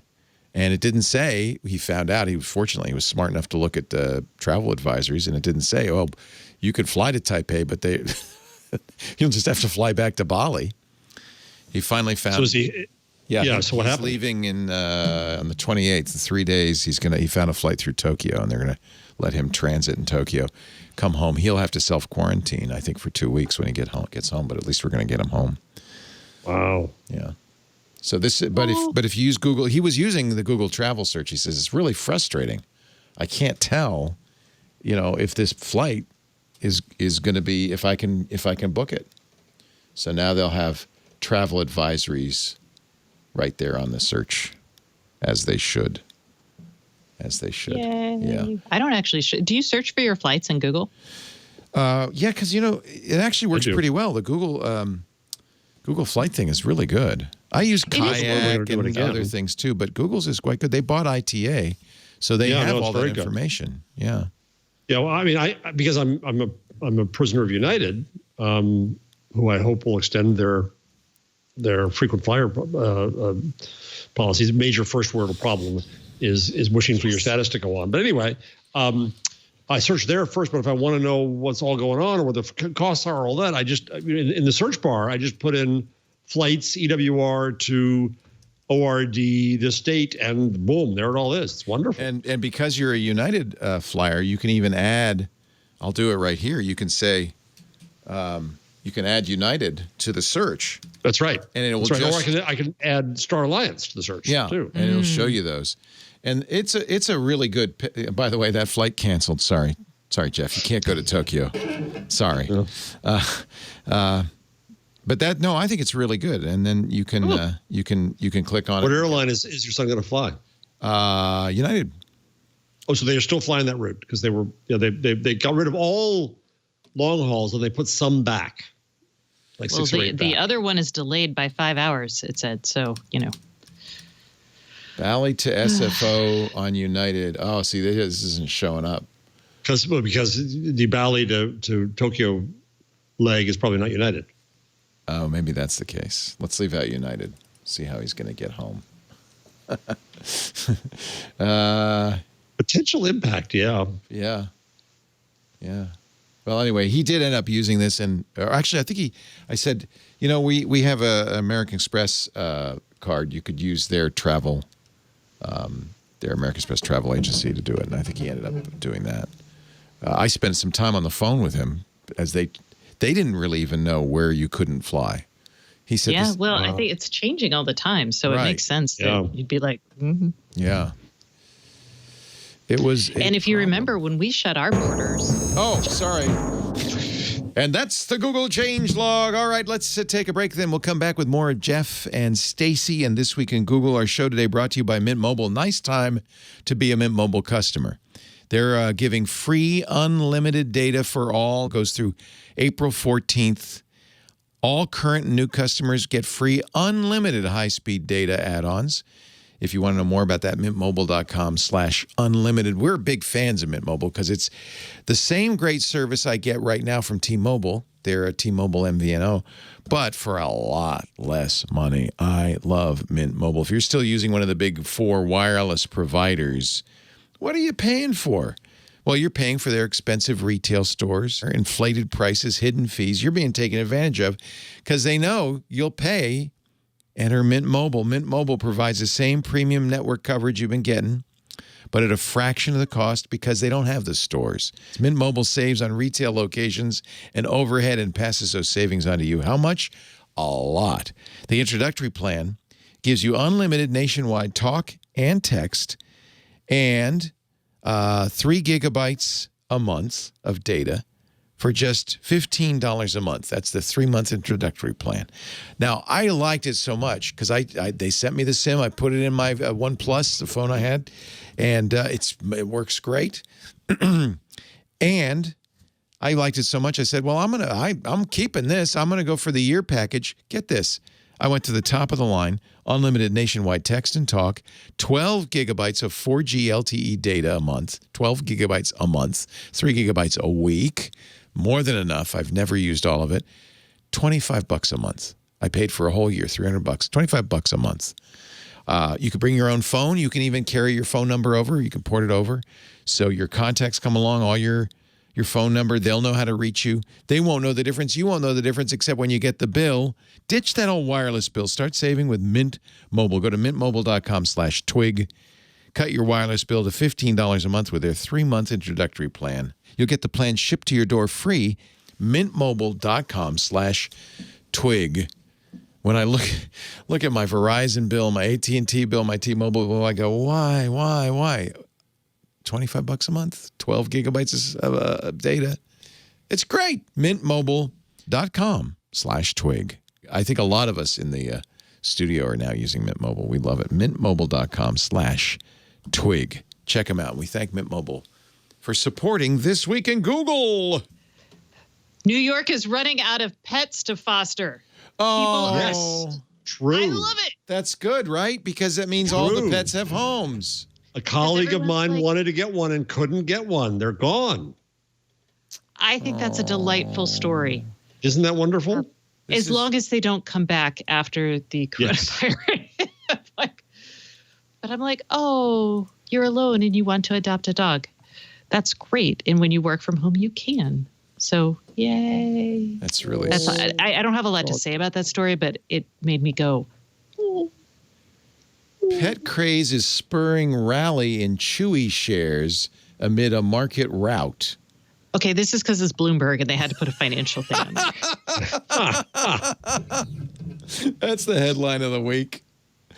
Pet craze is spurring rally in Chewy shares amid market rout. Chewy is a in-home pet delivery service. It's like BarkBox. BarkBox, but instead of bringing you dog biscuits, they bring you a dog. Well, they don't bring you a dog. No, Chewy brings you bring the you a food dog. and everything. They bring you like dog food and pet beds. Oh, okay. Chewy is pets.com in a later time. My old friend Bill Gross started pets.com. Yeah. People made fun of him for it. Yeah. He was just too early. Chewy was huge, and then Chewy got bought by Amazon, which owns everything now. Okay. And so we get our actually food and litter from them. See, they need, this is a very first world problem. Yeah. And I realize how awful this sounds, but I don't know how I'm going to get chlorine for the hot tub. Can't you just order it? No. Oh, because it's a chemical. I guess. guess. It's toxic? I don't know. I have to go to the dealer and they're closed. So I guess it's just this brand. They say, no, we want you to buy it from the dealer. But I don't know what I'm going to do. Leo's germy hot tub. I'm not going to be able to become a use hot spot for the virus. Whatever will I do? That was actually worse than I thought it was going to be. So congratulations. Yeah, it is. Yeah. I was like, oh no, what's he going to say? You topped it. Yeah. I love it. All right. I can't get my yacht wax. Whatever will I do? I thought this was a very good story. Maybe we can wrap up on this one because this is a deep philosophical conversation. And I have a feeling we might get diametrically opposed points of view. But I really thought this asked an important question from Wired magazine. Oh, no. I know what it's going to be. Gilad Edelman. Why don't we just ban targeted advertising? Aren't all We're getting the along woes so well? Aren't all the woes of the world, ad tech, surveillance capitalism, driven by this desire to target advertising? If we just said, you can't. You just have to buy ads the old-fashioned way. Yeah, like billboards in mass media. Or podcast ads or TV ads. Wouldn't you? I mean, first of all, everybody agrees targeted advertising doesn't work all that well. I mean, all the ads. Okay, it's sanitizing time. Before Jeff gets in this argument, I did my communist joke, and we should all sanitize. Okay, I agree. I coughed on my hand. All right, we're going to sanitize. I don't have hand sanitizer right here. Then I have to use my hand cream because my poor hands, my delicate hands are getting really raw. So is this a non-starter? I mean, I probably is. Congress is never going to pass a law saying you can't do targeted advertising. No, of course not. No. And nor should they. I wrote a piece some months ago about this. Now I do my hand cream. See, because it's going to be my back of my hand. Quite a ritual. Make sure you get those cuticles, Jeff. There's no manicurist for the next few months. You're just learning how to do this. I don't know where I'm going to get my mani-pedi. Without targeting, we end up back at pure mass media with irrelevance and treating us all the same. And targeting is not a bad thing. There are small companies that were able to start because they could have efficient targeting. They could sell you the weird stuff we buy as geeks because otherwise they'd have to just buy CPM, and we get nothing but junk ads and junk content. And the same is going to be true of political campaigns too. A movement or a small campaign can start efficiently because of targeting, and it gives us more relevance. And targeting is not evil, and it's not awful. I don't think it's our job as a society to make advertising more efficient. I don't think that benefits society. And I think that it's very clear that the detriments of targeted advertising are extremely clear. No, they're not. No, they're it's not. created a surveillance economy. Oh, calm down. Just calm down. It's not surveillance society. It's ridiculous. Surveillance is when the Stasi goes after you and you're going to end up in jail for 40 years and nobody knows where you are. That's surveillance. Don't diminish. I'm not saying what happens in China. I'm not saying ban ads. I'm just saying ban. What about self-censorship? What about not performing as you might because you know people are watching you at all times? Yes. And I'm not talking about innocent, I'm not talking about not punching an old lady in the face while you're walking down the street. No, you got to dance like nobody's watching. But being leery about what you say or what you talk about, much like people in China, they self-censor all the time. Yes, it has a chilling effect. There's a government with jails and guns that's going to come after you. That's what I'm saying. Don't diminish that versus somebody showing you boots too often. Our government is, and so I understand targeted advertising being frustrating and surveillance capitalism applied there may seem a little over the top, a little bit de trop. But there's legit concern about surveillance capitalism because the same sort of surveillance technologies that give you targeted ads also can be co-opted for geofencing warrants. And that is a problem. So you've got to understand, how do we deliver targeted advertising, which is, I don't know if it's entirely innocuous, but it's not to the level of the Stasi coming to your door and putting you in jail for 40 years. But the tools are the same. And there's nothing in our laws right now that allow you to like say you can use this for this, but not the other. Google makes. So then your problem is the law. Your problem is not the advertising. Your problem is not the data. Your problem is the misuse of the data for which we need laws. But let's just, here's the law. Your fear, once again, is government. Law. Just ban targeted advertising. Google makes 60% of its money on search ads. That's fine. You can buy, you're a candidate. You want to get to an audience that's searching for, I don't know, $1,000 a month for life. You can buy that, but you can't collect information. It's created Facebook. It's created Google to some degree. It's also the only salvation to media. Mass media. No, it has killed media. It's killing media. No, because media were too stupid to get their act together to figure out how to do this. No, it's killing media. People don't surf the net anymore. Suddenly there's all these paywalls and there's all this mess because advertisers say, well, I want... know how to do the advertising. No, because advertisers are demanding... Feels good on the hands, doesn't it? It's kind of nice. Well, this one's good. It's everyone hand sanitizer spray in coconut and lemon. And it not only feels good, it smells good. I highly recommend it. And this is targeted at everyone with dirty hands. You can buy it anywhere. Yeah, I got it on Amazon. Oh, so you'll get it now in a month. It's a subscription. Buy a subscription? Good. Yeah. Subscribe and see. My birthday is in a few weeks, and nobody's going to be able to send me presents. I'm very sad. It's like your chlorine problem. What about mani-pedis? You can't get those either. That's okay. I'll send my chauffeur to the store. Okay, I don't targeted know. advertising. I think we should get rid of targeted advertising. I think this is a very good proposal that would eliminate a lot of harms in the society without... Please, Jeff, what are we going to lose, really? We're not going to lose anything. You're going to go back to... I'll tell you what you're going to get. You're going to get the worst of... As far as advertising alone, just advertising, just period advertising, you're going to get the worst of advertising. You're going to get clickbait. It's already horrible. Bad. No. Our advertising is not targeted. It's targeted only because our content is targeted. Books advertising to me with used books that I actually care about because they know that I've shopped at Books. It's a wonderful thing. You just wanted us to fight. That's all. You just wanted us to fight. I know you're playing a game. No, I'm sincere. I like this proposal, but I know it's a non-starter because Congress is. Well, I would also say that you and all of media should have figured out how to create things. I don't do targeting. You do. You are targeting by your nature. But that's not an illegal form of targeting. I'm not collecting information about our audience. None of it's illegal. Well, I would like it to be illegal to collect information about your audience. Competition. Yeah. You're just jealous, Leo.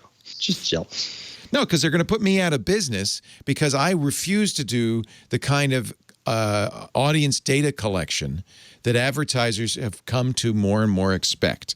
And so because I can't compete with the big, giant ad companies that collect data like Google and Facebook and ultimately Spotify, we will be out of business because we don't do targeting. That's a harm you hadn't considered, but it's a real harm. I don't think we've gained anything by targeted advertising at all. And I think we're going to lose a lot more, including most of the newspapers in this country.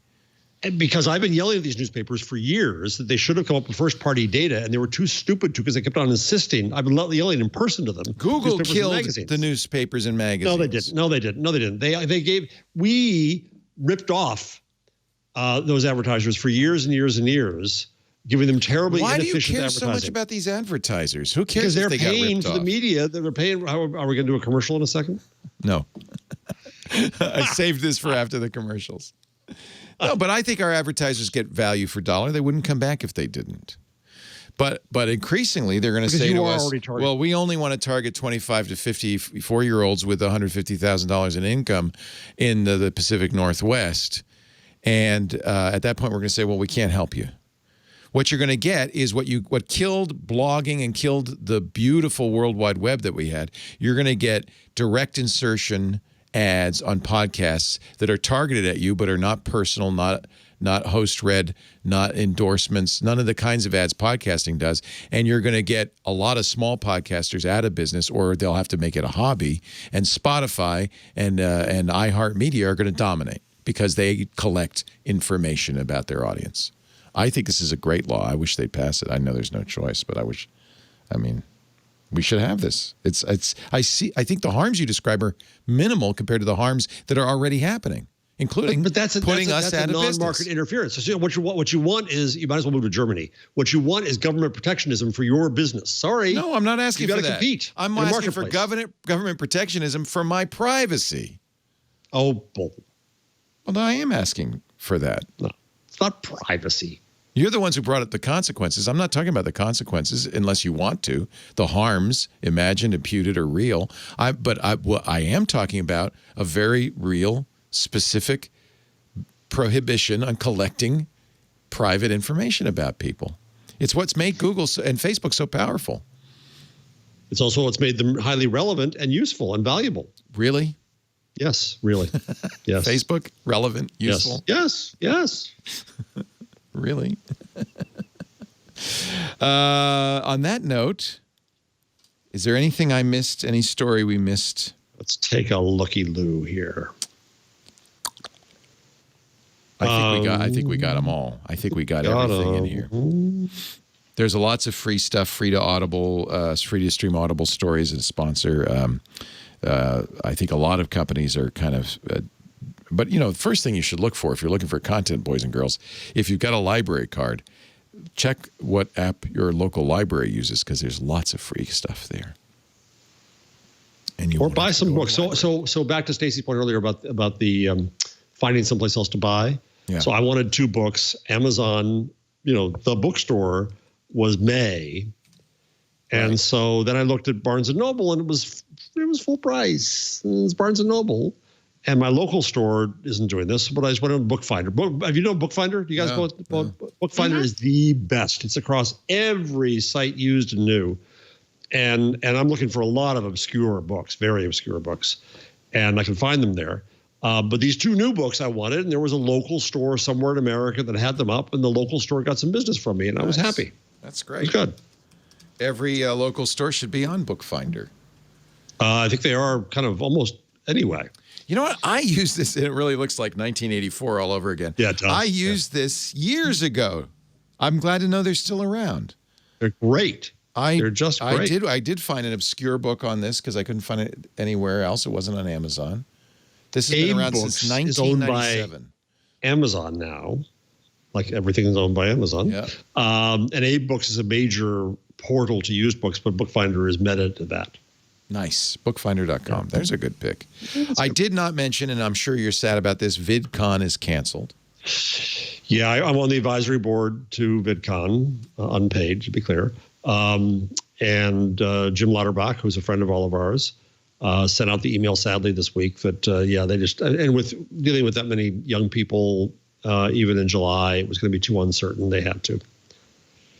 So I hope they do virtual things. The Olympics have been postponed. That's a significant one. Good. And I think the right thing to do. But boy, talk about economic consequences. They say they'll do it next year. SpaceX had its first launch delay due to coronavirus. They're putting those Starlink satellites up. They've got 90 up now. They're rolling them out pretty fast. They got to get 12,000 up. Yeah, they're going toward 12,000. Yeah, they've still got a ways to go, but yes.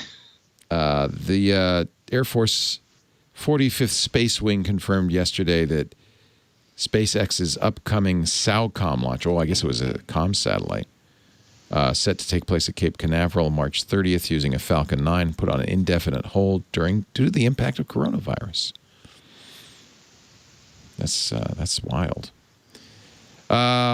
Let us get your pick of the week, Stacey Higginbotham.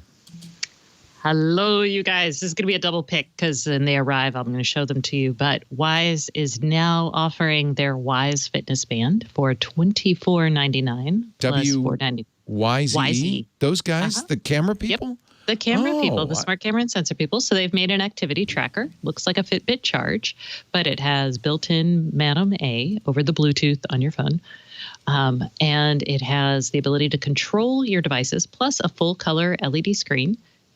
And let's see what else. Oh, activity tracker, blah, blah, blah. They also launched a scale. And the scale. The scale looks neat. There it is. The scale is only $19.99, which is amazing. It does not, right now, it syncs with only Google Fit, but it will sync eventually with Fitbit, Apple, and Samsung's health app. And this scale does a lot. It measures the traditional it measures weight, body composition. From there, it can, detect water rates, lean body mass. I'm really excited about bone mass as someone who has osteoporosis in her history. So I'm like, ooh, fun. How does it figure out bone mass? I don't know. I'm going to guess it has to do with the conductance testing, right? Probably. So they have left foot, right foot, and they send a charge through your body, and that's how they do a lot of this stuff. I don't know how. Yeah, that's how they do water in your body, and that's how they pick your fat versus muscle. I wonder how accurate that is. I don't know, but I ordered both, so I will show and tell. Yay! Man, they are amazing. The price points that they set are ridiculously low. They're $20 for a smart scale. I have the scale does it's $8.99 to ship it, so you're looking at actually $29. And the band is $25.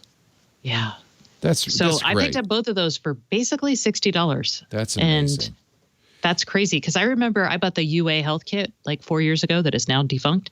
In 2014 or 2013, I'm going to pick another date. 2016 is when I got it, and that was $400. So the nice thing about the band, it works with Wyze cams.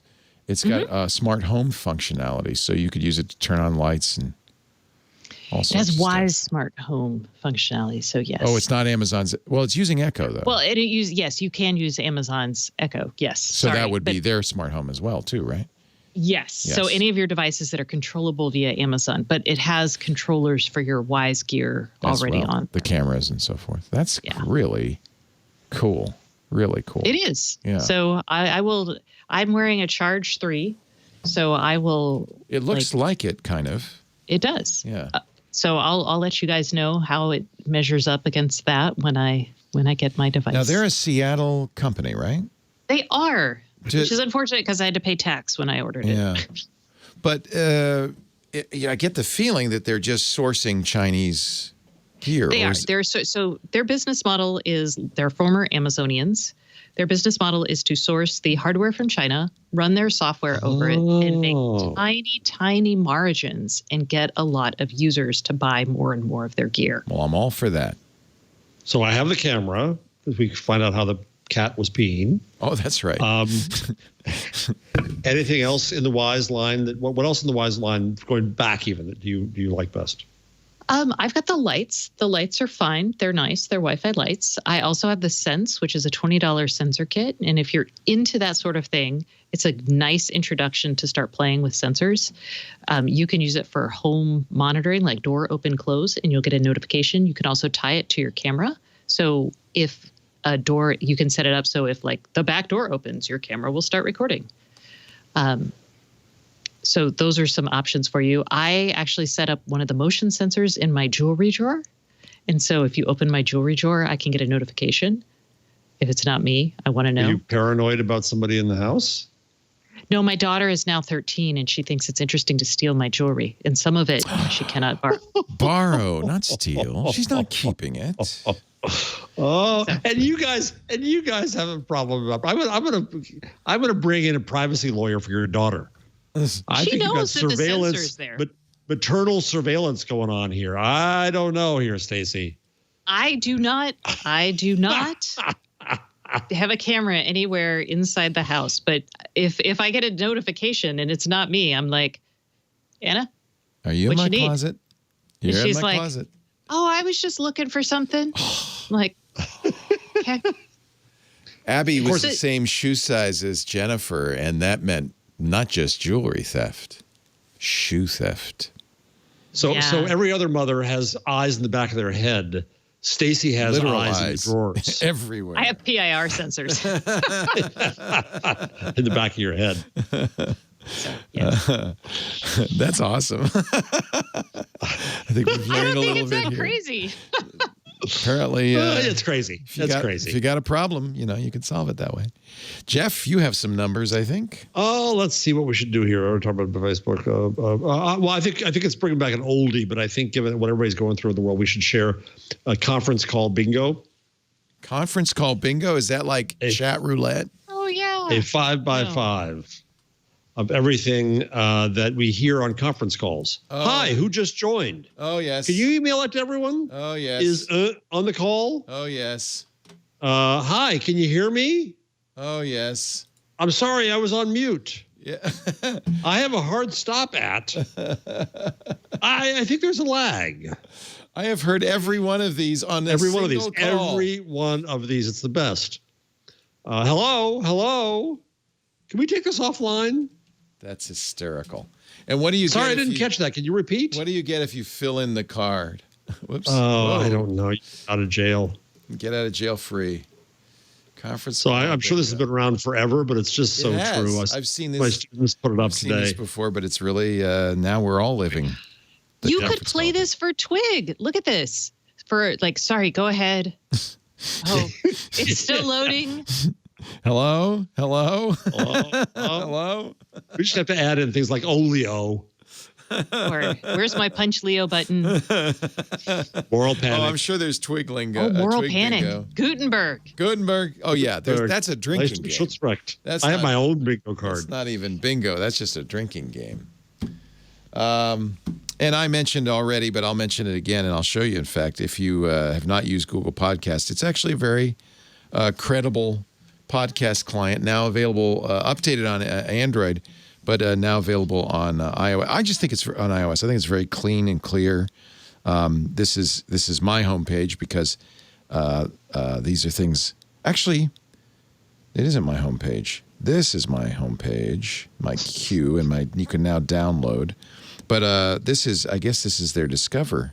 No, there's my homepage. How did I get the Discover? You can AirPlay to Apple. There it is. The search, the magnifying This week glass. in Grandpa. I love it. How do you, Stacey, how do you talk on this thing? They have a whole section on COVID information if you really want to get anxious. I'm looking for everything that isn't COVID at this point. Yeah, no kidding. Yeah. Recommendations. Oh, there's Linux Action News. There you go. So there's, I guess they must be, these recommendations are clearly based on my interests. So that's cool. A lot of Linux stuff in here. Oh, there's TWiT. So that's fun. Google Podcasts. The one thing I really like about Google Podcasts on Android is you can make a shortcut on your desktop on your launcher for all the podcasts you listen to. So each of them has a dedicated button. Obviously, you can't do that with Apple because Apple won't let you. Jeff Jarvis is a professor of journalism at CUNY. He is buzzmachine.com. Craig Newmark, graduate school. I don't have that lower third. I can't. That's okay. I'll give you. That's the important one. Okay. Craig Newmark School of Graduate Nerdalism. Craig. Here, what if I do this? Hey, Jeff, could you give me your title again, please? No, not doing it. You can't beat me. You can't do it. I was trying to help you out and get you your important title, and you're just like, I'm not messing with you. I think graduate nerdalism is a very good subject, and everybody should study it. Stacey, I have a doctorate in nerdalism. Nerdalism. We're all nerdalists now. No, I do not. Oh, I was like, whoa. She was going to be impressed. It was a joke. It was in nerdalism, you say. He is PHN, a philosophy nerdalist. Oh, nerd. Stacey Higginbotham is the author of StaceyOnIoT.com. Subscribe to her newsletter. You really can't avoid it. And I'm sorry. If you went there every day, you wouldn't see it. That's not true. Okay, that's what Andrew tells me whenever I complain to him. It's got a little timer? Every 2 weeks. It comes up every 2 weeks. Okay, maybe that is true. I do a terrible job of. I feel like I've been there more often than every 2 weeks, though. And I already subscribed to the newsletter.